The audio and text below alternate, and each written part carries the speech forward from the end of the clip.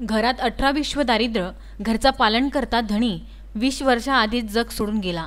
त्यातही नियतीने केलेली क्रूर थट्टा म्हणजे एकुलता एक मुलगा, परंतु तो सुद्धा मानसिक रुग्ण। पावसाळा आला की घरात पाय ठेवायला जागा नाही, घरातील एकही जागा कोरडी नाही, प्रत्येक ठिकाणी पाणी गळतं। घर कुडाचं असून मागील अनेक वर्षांपासून घरकुलाची मागणी करीत असून एकदाही घरकुलच्या यादीत नाव नाही। मात्र कळमनेर या गावातीलच ज्यांची आर्थिक परिस्थिती चांगली असतानाही काही नागरिकांना एकाच कुटुंबातील व्यक्तींना 2-2 घरकुलाचा लाभ देण्यात आला, परंतु मला आजपर्यंत माझ्याकडे दुर्लक्ष करून एकही घरकुलचा लाभ देण्यात आला नाही, असे पीडित महिला बेबीबाई धोटे यांनी आपल्या व्यथा व्हीसीएन न्यूजशी बोलताना सांगितली। मला घर नाही आहे, ग्रामपंचायतले लोक तोंड पाऊ देते। 30 वर्ष झाले माझा मालक मरण पावले, लक्ष देत नाही ह्या गावातले लोक। मला कोणाचाच आधार नाही, माझं पोरग बयाड आहे तरी मला घरकुल हाय नाही। मागच्याचे घरकुल येऊन राहिले, एका घरी 2-2 देऊन राहिले। कळमनेरचीच रहिवासी हाव मी, हे माझं घर नाव नाही, कुडा काढाचं साईम कोणाचा आधार नाही मला।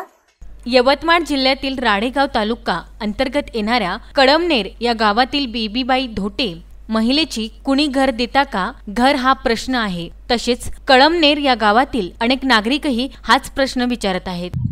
मी 15-20 वर्षापासून या घरात राहतो, तरी पण ग्रामपंचायतवाल्यानं याच्याकडे काही लक्ष दिलं नाही।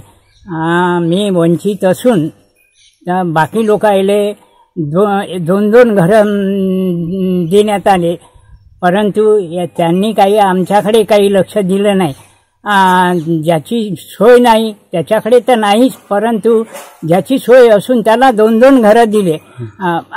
आणि तर तेव्हापासून काही आमच्याकडे काही लक्ष दिलं नाही। मी कुडाच्या घरात 15-20 वर्ष झाले राहतो। त्यामुळे मागील अनेक वर्षांपासून गावातील या नागरिकांना घरकुल का बरं मिळाले नाही हा शोधाचा विषय आहे। यामुळे स्थानिक ग्रामपंचायत सरपंच, ग्रामसेवक, ग्रामपंचायत सदस्य यांची भूमिका संशयास्पद असून यांनी आपल्या मर्जीतील नागरिकांनाच घरकुल मंजूर केल्याचा आरोप पीडित नागरिकांनी केला असून या संपूर्ण प्रकरणाची वरिष्ठांमार्फत चौकशी करण्याची मागणी नागरिकांनी केली आहे। या गावचा रहिवासी असून जन्मता रहिवासी असून माझ्याकडे 1997 व 2002चे BPL चे कार्ड आहे, परंतु शासनाने मला घरकुलापासून वंचित ठेवले आणि राशन पण दिलं नाही। या आजपर्यंत मला कुठल्याही प्रकारची शासनाची सवलत मिळालेली नाही।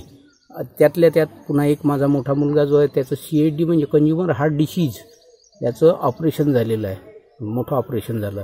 अच्युत महाराज हार्ट हॉस्पिटलमध्ये मी ऑपरेशन केलं। अत्यंत दुर्बल घटकातील मी व्यक्ती असून हे मला कर्मचारी झाले, सरपंच झाले, हे जाणीवपूर्वक बुद्धिपूर्वक मला घरकुलापासून वंचित ठेवत आहे। असे जे प्राधिकृत अधिकारी आहे त्यांनी मला त्या सवलतीपासून वंचित केलेलं आहे। जे अपात्र आहे त्यांना पैसे घेऊन कोण्या माध्यमातून कोण्या याच्यातून लगेबाजीतून त्यांना घरकुल दिलं, असे माझे एक म्हणणं आहे का मी कशापासून वंचित का बरं राहावं अशी माझी अपेक्षा आहे।